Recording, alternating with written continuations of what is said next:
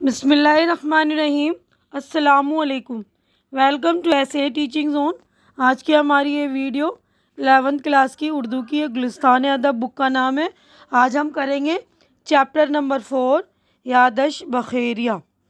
تو یہ چیپٹر کا نام ہے اور اس کے لکھنے والے جو مصنف ہے مشتاق احمد یوسفی۔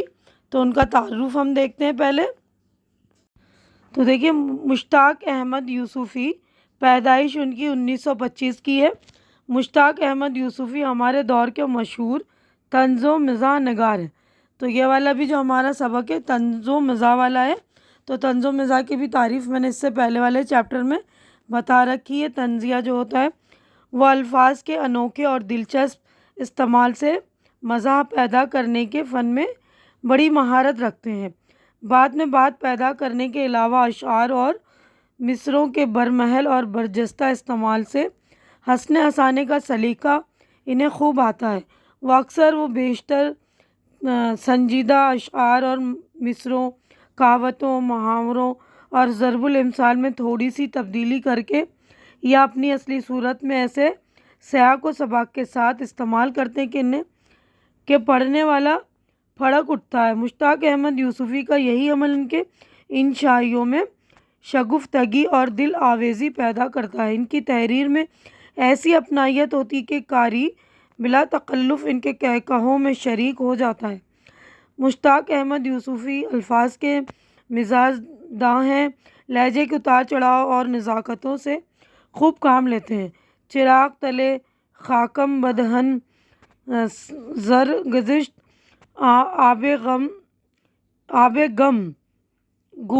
آب گم ان کی مشہور کتابیں۔ ذیل کا مضمون ان کی کتاب چراغ تلے سے لیا گیا ہے۔ تو ان کا تعارف ہو چکا، آگے بڑھتے ہم سبق کی طرف۔ تو دیکھیے سبق کا نام ہے یادش بخیریہ، جس کا مطلب ہے آپ کی یادیں اچھی ہوں، بخیر ہوں۔ تو مضمون کے جیسے عنوان سے ہی پتہ چل رہا ہے نا کہ یہ ایک جو ہے مزاحیہ مضمون ہے۔ تو ہم سبق پورا نہ پڑھ کے میں اس کا خلاصہ آپ کو بتا رہی ہوں کہ یہ ایک مزاحیہ مضمون ہے۔ مصنف مشتاق احمد یوسفی نے یادش بخیر کو، جو کہ ایک دعائی کلمہ ہے، اس کے معنی ہے ان کی یاد اچھی رہے کو بدلی ہوئی شکل یادش بخیریہ میں لکھا ہے۔ اس سے ان کی مراد ہے کہ جن صاحب کی یادیں وہ لکھ رہے ہیں وہ کسی قدر مزاحیہ انداز میں ہے۔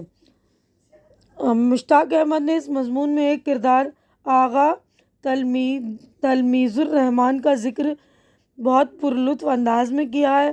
اس سے پتہ چلتا ہے کہ آغا کی پوری زندگی عجیب و غریب حالات میں گزری۔ یہ حالات قابل رحم تھے اور اس کے ذمہ دار وہ خود تھے۔ آغا کو پرانی چیزوں اور گزرے ہوئے وقت کی باتیں زیادہ عزیز تھیں۔ ان کی رہائشی کمرے میں پرانی چیزیں اس طرح بھری ہوئی تھیں کہ دیکھنے سے یہ اندازہ ہوتا تھا کہ پہلے سامان رکھا گیا، پھر اس کے طرف چاروں طرف کمرے کی دیواریں بنائی گئیں۔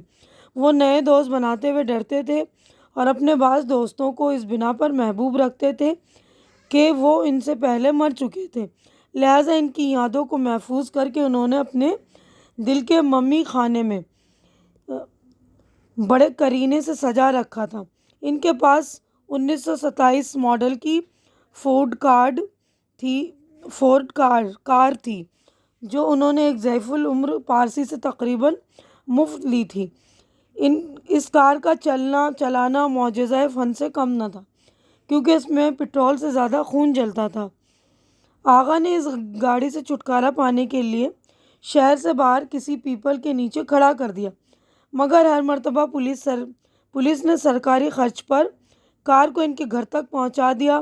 ایک بار فورڈ کمپنی والوں نے قدیم ماڈل کے میوزیم میں رکھنے کے لیے پیشکش کی کہ وہ اس پرانی کار کے بدلے میں ایک نئی کار لے لیں، مگر آغا نے یہ کہہ کر ان کی درخواست مسترد کر دی کہ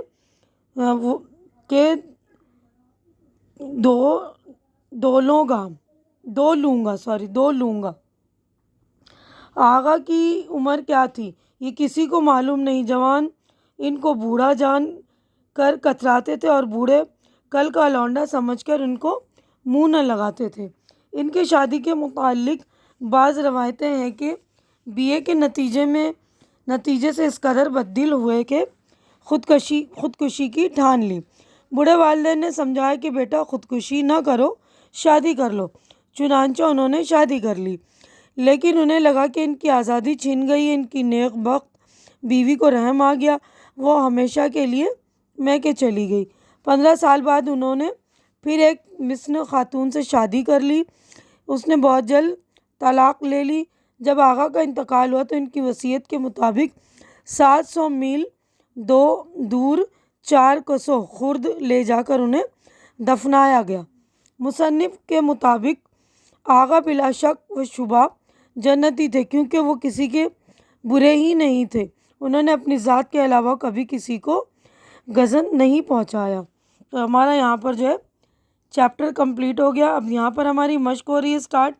تو دیکھیے ہمارے مشق میں جو ہے لفظ و معنی ہے، الفاظ معنی۔ تو پہلا لفظ ہے حویدہ یعنی ظاہر، متمنی تمنا کرنے والا، رسائی پہنچ، کسر شان وہ بات یا کام جس سے عزت و آبرو میں کمی آ جائے، کم آمیزی، کم ملنا جلنا۔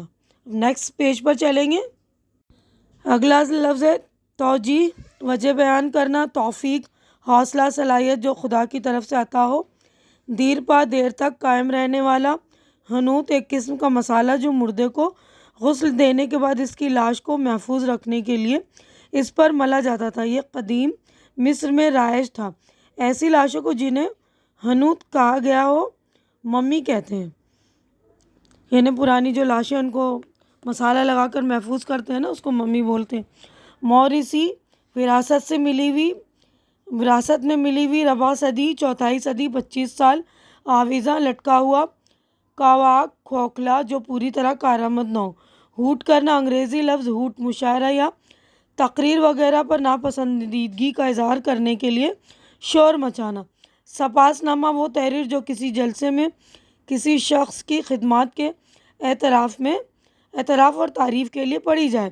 تقریب کوئی موقع جہاں لوگ ملنے جلنے کے لیے جمع ہوں۔ وارفتگی بے خودی، آپ دیدہ، آنکھوں میں آنسو بھرا ہوا، رو بزوال پستی کی طرف مائل، لحن سریلی آواز، تقرب خاص نزدیکی۔ اب نیکسٹ پیج پر ہم چلتے ہیں۔ اب نیکسٹ جو ہے لفظ ہے عقدہ، پیچیدہ یا مشکل بات گرا۔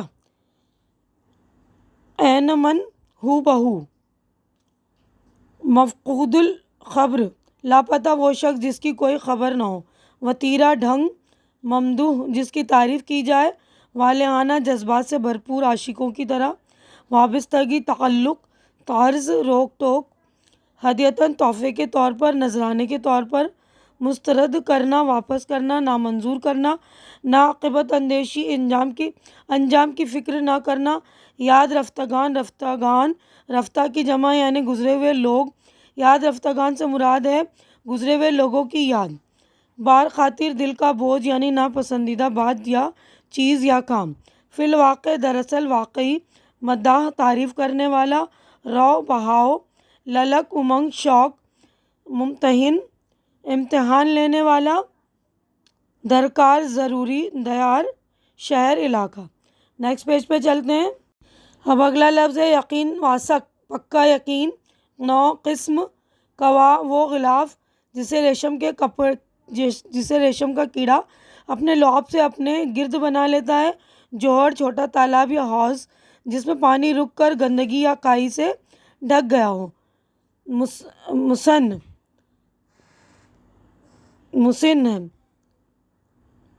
مسن، زیادہ عمر کا۔ حبالہ، رسی، حبالہ نکاح کا مطلب ہے نکاح کی قید۔ عدت، شوہر کی موت ہو جانے یا طلاق لینے کے بعد ایک مدت جس میں عورت نکاح ثانی نہیں کر سکتی۔ راقم الحروف، لکھنے والا یعنی خود مصنف۔ ربین ستم ہائے روزگار، زمانے کی مصیبتوں میں گرفتار۔ یہ فقرہ غالب کے شعر سے ماخوذ ہے۔ گو میں رہا ربین ستم ہائے روزگار، لیکن تیرے خیال سے غافل نہیں رہا۔ لا ریب، بے شک، بلا شبہ۔ گزند، نقصان۔ داستان پاستان، پرانی داستان، پرانا قصہ۔ اب اسی سبق سے متعلق غور کرنے کی بات ہے کہ اس مضمون کا عنوان یادش بخیریہ یا ہے، جو یادش بخیر کی بدلی ہوئی شکل ہے، یادش بخیر۔ اب نیکسٹ پیج پر چلتے ہیں ہم۔ یادش بخیر جو ایک دعائی کلمہ ہے، اس کے معنی ان کی یاد اچھی رہی، یہ اس وقت استعمال کرتے ہیں جب کسی غائب شخص یا وقت کے بارے میں ہمیں اپنی محبت، عقیدت یا وابستگی کا اظہار کرنا ہو۔ مشتاق احمد یوسفی نے یادش بخیر کو یادش بخیر یا کہہ کر بخیر کو یادش بخیریہ کہہ کر مزاح کا پہلو پیدا کیا، یعنی جس طرح مالوخیہ اور ہسٹریہ امراض کے نام ہیں، اسی طرح یادش بخیریہ بھی آغا کے لیے ایک مرض بن گیا۔ یوسفی نوسٹیلجیا کا ترجمہ یادش بخیریہ کیا ہے۔ نوسٹیلجیا کسی زمانے یا جگہ یا وطن سے دوری کے نتیجے میں رنجیدگی کے احساس کو کہتے ہیں۔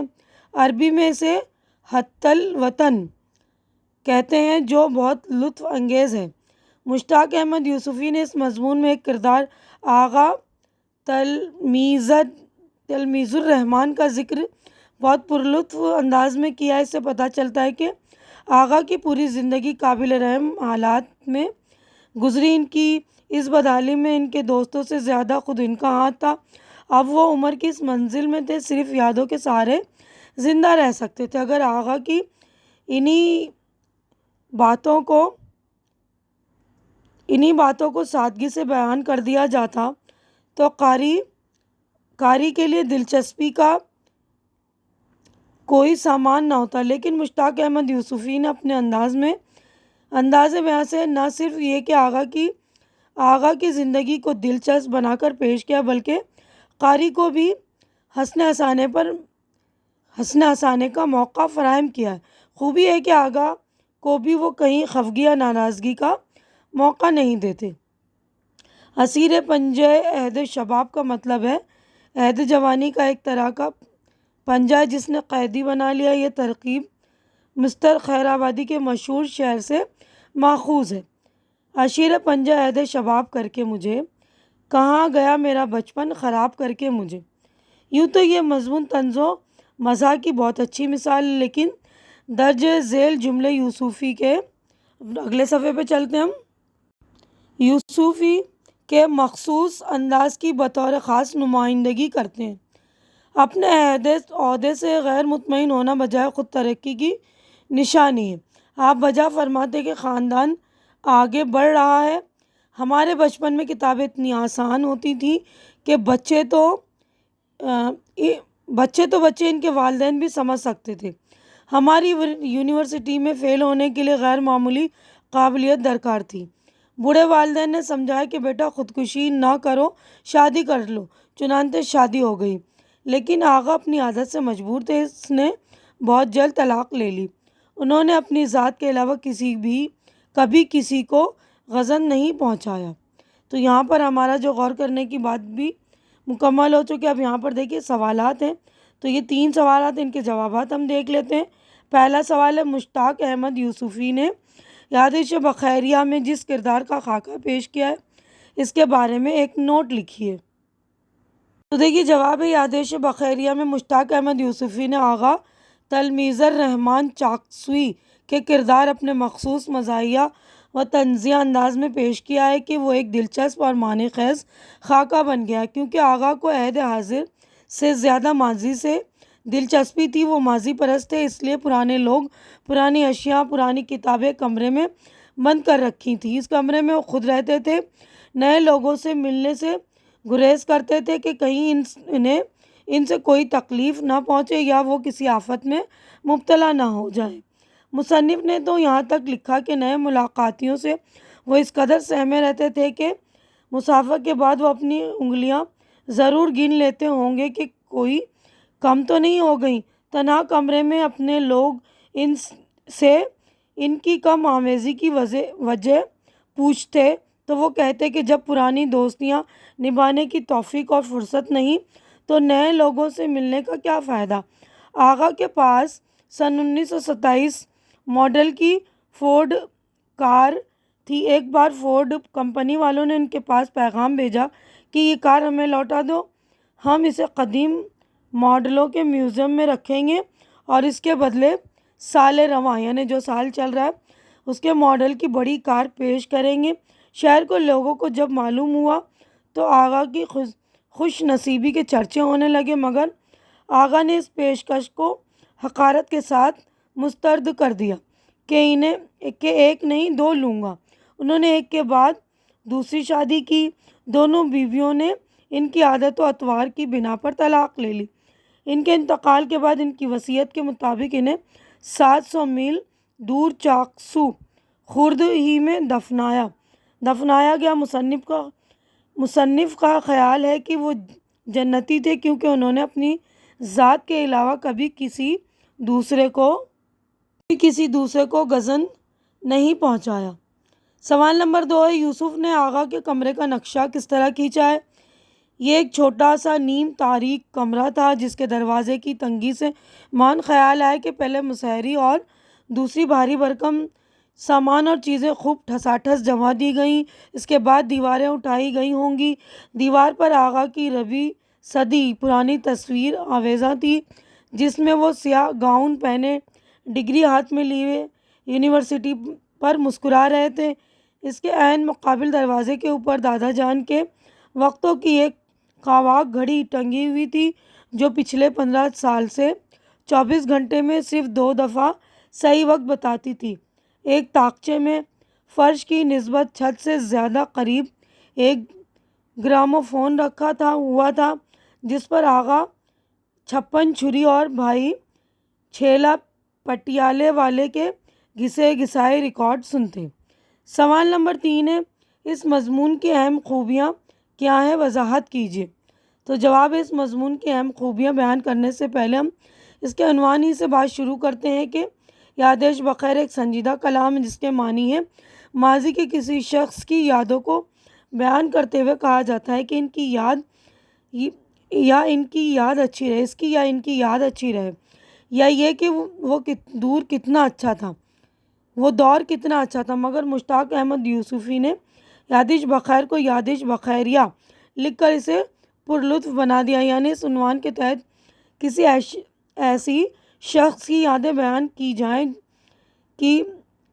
جائیں گی جو عہد حاضر میں بھی ہوتے ہوئے پرانی چیزوں کو عزیز رکھتا تھا۔ وقت گزرتا گیا مگر اس شخص کی قدامت پرستی میں کمی نہیں آئی۔ مشتاق احمد یوسفی نے اس مضمون کا آغاز تلمیذ الرحمن کے آگے علاقائی نسبت چاکسوئی لگا کر اس نام کو بھی پرمزاح بنا دیا اور آغا کا کردار اس انداز میں روشنی ڈالی ہے کہ آغا پوری زندگی قابل رحم حالات میں گزرتی نظر آتی ہے اور اس خراب حالت کا کوئی دوسرا شخص نہیں، آغا خود ذمہ دار تھے۔ وہ عمر کے اس دور سے گزر رہے تھے کہ جس میں صرف یادوں کے سہارے آدمی زندہ رہتا ہے۔ یوسفی نے اس دور کی تمام باتوں کو سنجیدگی اور سادگی سے بیان کرنے کے بجائے انتہائی دلچسپ انداز میں پیش کیا کہ پڑھنے والا مسکراتا نہیں قہقہا لگاتا ہے۔ اس مضمون کی دوسری اہم خوبی یہ ہے کہ مضمون طنز و مزاح کی ایک اچھی مثال ہے۔ اس کے چند جملے ہی سے اس مضمون کی خوبیاں خود بخود اجاگر ہو جاتی ہیں۔ مثلاً جو ہے دیکھیے نمبر 1 ہے، اپنے عہد سے غیر مطمئن ہونا بجائے خود ترقی کی نشانی ہے۔ بوڑھے والدین نے سمجھایا بیٹا خودکشی نہ کرو، شادی کر لو، چنانچہ شادی ہو گئی۔ ہمارے وقتوں میں ممتحن اتنے لائق ہوتے تھے کہ کوئی لڑکا فیل نہیں ہو سکتا تھا۔ آغا ہر سال نہایت پابندی اور دھوم دھام سے دونوں طلاقوں کی سالگرہ منایا کرتے تھے۔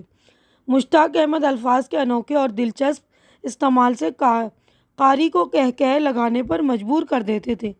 ان کی یہ خوبی یادش بخیریہ میں ہر دوسرے تیسرے جملوں میں واضح طور پر نظر آتی ہے۔ یہی اس مضمون کی ایک اور اہم خوبی ہے۔ تو ہمارے 3 جوابات مکمل ہو چکے۔ اب یہاں پر دیکھیے عملی کام شروع ہو گیا ہے۔ دیکھیے یہ پہلا سوال ہے، نیچے دیے ہوئے جملوں کی وضاحت کیجیے، یعنی عملی کام میں پریکٹیکل ورک میں ان جملوں کی ہمیں وضاحت کرنی ہے۔ تو پہلا جملہ، انہوں نے اپنی ذات ہی کو انجمن نے خیال کیا، جس کا نتیجہ یہ ہوا کہ مستقبل اپنی ہی صحبت نے ان کو خراب کر دیا۔ جواب آغا چونکہ کم آمیز اور تنہائی پسند تھے، اس لیے دوسرے لوگوں کی محفلوں اور انجمنوں میں جانے کے بجائے اپنی ذات ہی کو ایک انجمن خیال کرتے تھے، جس کی وجہ سے وہ دنیا اور لوگوں کو بس اپنے ذات ہی کے حوالے سے دیکھتے تھے۔ اس لیے مصنف نے لکھا کہ مستقل اپنی ہی صحبت نے انہیں خراب کر دیا۔ اب نمبر 2 ہے، لہٰذا ان کی یادوں کو حنوط کر کے انہوں نے اپنے دل کے ممی خانے میں بڑے قرینے سے سجا رکھا ہے۔ تو اس کی وضاحت دیکھیے یہ ہے کہ جس طرح لاشوں کو محفوظ کرنے کے لیے انہیں حنوط کر کے ممی خانے میں رکھ دیا جاتا ہے، اسی طرح آغا نے اپنے پچھلے دور کے گزرے ہوئے عزیز و اقارب کی یادوں کو اپنے سینوں میں محفوظ رکھا تھا، اور ان کی یادیں ان کے دل میں سلیقے سے سجی ہوئی تھیں۔ اب نمبر 3 ہے، واقعی اس کار کا چلانا معجزہ فن سے کم نہ تھا، اس لیے اس میں پٹرول سے زیادہ خون جلتا تھا۔ تو وضاحت دیکھیے، تو اس کی وضاحت یہ کہ کار اس قدر خراب تھی کہ اس کا چلانا کسی فنی معجزے سے کم نہیں تھا، کیونکہ اس میں پیٹرول کا خرچ کم تھا اور اس سے زیادہ خون جلتا تھا۔ اب اگلا جملہ ہے، جوان ان کو بوڑھا جان کر کتراتے اور بوڑھے کل کا لونڈا سمجھ کر منہ نہیں لگاتے تھے۔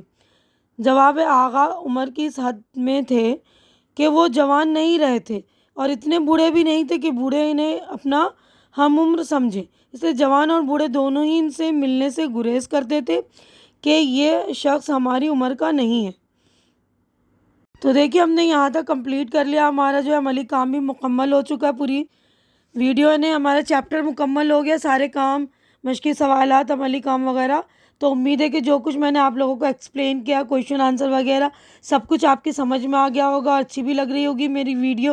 تو اس کو لائک کیجئے، شیئر کیجئے زیادہ سے زیادہ، تاکہ جو بھی ضرورت مند آپ کے فرینڈز وغیرہ ان کی ضرورت پوری ہو سکے، اور میرے چینل کو سبسکرائب کر کے آپ لوگ میری حوصلہ افزائی کیجئے۔ ہماری اگلی ملاقات انشاءاللہ اسی کتاب کے نیکسٹ چیپٹر میں ہوگی، تب تک کے لیے آپ لوگ اپنا خیال رکھیے، مجھے دعاؤں میں یاد رکھیے۔ اللہ حافظ۔